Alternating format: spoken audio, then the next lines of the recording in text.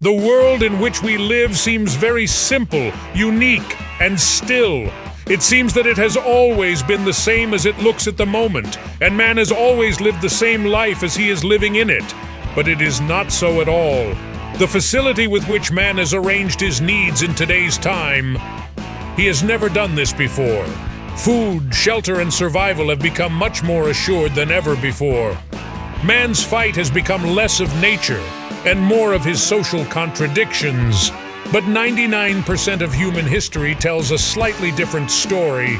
And the funny thing is that it is history that many human species, one of which is today's modern man, are still in the fight for survival, and today have been able to set the story of their ancestors. Our story begins 6 million years ago, when the tribe of Hominidae was first divided and we separated from our cousins. 28 million years ago, our tribe, the genus Homo, came into existence. We feel good to think of ourselves as being the only ones who have been the eyes of mankind. But this is not a based reality. On the contrary, when Homo sapiens came into existence 200,000 years ago, there were 6 more human species like us on Earth, which were very compatible with us in terms of their intelligence and structure. Some of them were very successful in the class struggle. Homo erectus, for example, lived on Earth until 1 million years ago. That is about 10 times more than the present humans. The last of these species disappeared from Earth about 10,000 years ago, the cause of which is not yet known. Only 10% of modern human DNA is similar to that of ancient humans. Therefore, it is difficult to know whether they died due to lack of means of life or some other type of life killed them. Well, whatever happened, the eyewitness truth is that we are the only ones left in our family now. 28 million years ago, man knew how to use tools. But for 2 million years, no one could make enough progress. Then he learned to use fire. Fire meant cooking and eating, which meant the availability of nutritious food, which increased our brain development. Fire also meant the availability of light and heat at night, which made the days longer for humans, and it became easier to fight the cold. This could not only keep predatory animals away, but it also helped in hunting. About 300,000 years ago, humans, including many human species, began to live in small social groups, living by hunting and collecting food items. They had fire to burn. There were stone tools, tents to live in, and they started burying the dead. But most importantly, they had invented a language to speak, which was probably much simpler than today's languages. But it gave humans a tool to exchange their experiences. That is, humans were now able to pass on their experiences to the next generation, unlike other species. Let's proceed with a question. If we have a time machine, how far can we go back in the past to bring our children, who, if they are given the life of the modern world and trained for some time, the viewer will not be able to distinguish that these children are not of that era? Scientists have different perspectives on this question. Physically, today's man came into existence 200,000 years ago. But perhaps going back 70,000 years, we can find a man compatible with modern man in terms of behavior. Before that, children's brains may not have undergone the fundamental genetic changes that were necessary for speaking a modern language and thinking differently. About 50,000 years ago, human inventions increased tremendously. Tools and weapons became more sophisticated and civilization became more complex, because now man was able to speak a more complex language due to having a multi-purpose mind, so he could transfer and receive information with more details. In this way, humans were able to cooperate better with each other during hunting. In this way, we began to possess certain qualities and actions that had been the legacy of life before that. For example, we began to spread knowledge rapidly, pass on the acquired knowledge to the next generation, and gain more deep access to knowledge based on the existing knowledge.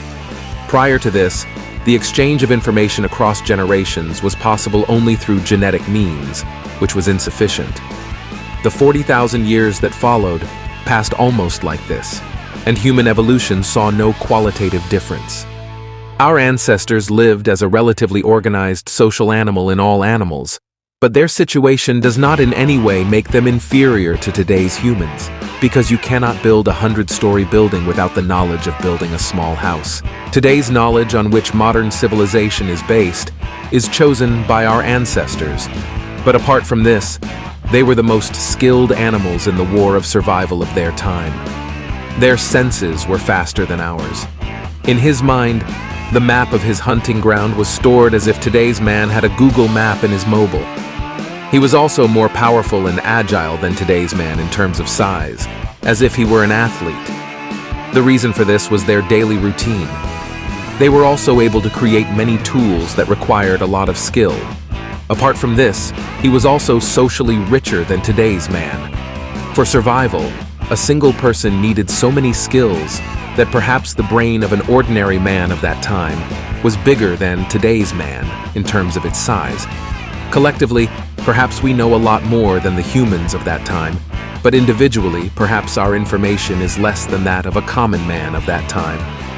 Well, the journey of history goes forward, and about 12,000 years ago, man started agriculture in different parts of the earth. With this, things started changing very fast once again. Earlier, it was necessary to have all the skills for the survival of man, but now the division of human labor has come into being, and they started depending on each other to provide for the necessities of human survival. That is, now humans could specialize in one field. But if someone was expert in making tools, someone was expert in cooking crops, someone was skilled in raising cattle, then someone would be capable of invention. As agriculture became common, civilization also began to begin gradually. Agriculture gave us a possible and probable source of food, which for the first time enabled humans to build ration houses to secure their overproduced food.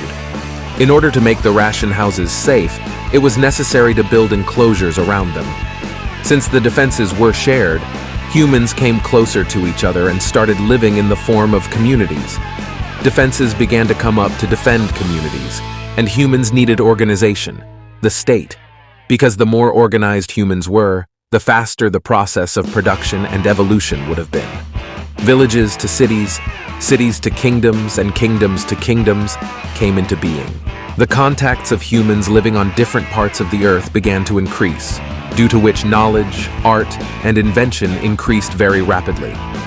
500 years ago, the scientific revolution began. The sciences of mathematics, physics, chemistry, astronomy, and biology changed our earlier knowledge to a very standard extent. Soon after, the Industrial Revolution took place in the world, which laid the foundations of the modern era, which made labor easier and enabled a large part of humanity to accelerate this journey of human development. After this, a series of revolutions started in the fields of knowledge, which gave existence to today's modern world by making electricity, computers, internet, smartphones, and numerous inventions. To reach today's man, man had to go through 125,000 generations. The first human being who was like us in appearance came into existence about 7,500 generations ago. Civilization came into existence 5,000 generations ago. 20 generations ago, we started science, and we are probably the first generation to use the internet. Today, we are living in the most developed era of humanity. Not only have we influenced the landscape, climate, and evolution of different species, but we have also raised the flag of our greatness on the moon. We have also built a house in space for humans. We have not only been able to send our machined satellites to other planets, but have also been able to look deep into the depths of time with the help of machine eyes. Today's high school student has more knowledge of the universe than a scholar who passed away a few centuries ago. In short, our home in this universe is this earth, and we are the kings of this earth. But there is another side to the picture. Perhaps we have not changed at all since we passed away 70,000 years ago. Man has so many food resources that the hunger of the entire human race can be eradicated. But still, today's man is dying of hunger. Our shopping malls are full of costumes, but a large part of humanity is deprived of proper clothing. Today, our pharmacies are piling up medicines, but human beings are dying due to lack of medicines. We have overcome nature. We are no longer afraid of earthquakes. The fear of lightning does not bother us anymore. Now we have to fight floods. but now we are afraid of humans. Do not know when the world made by man will be destroyed at the hands of humans.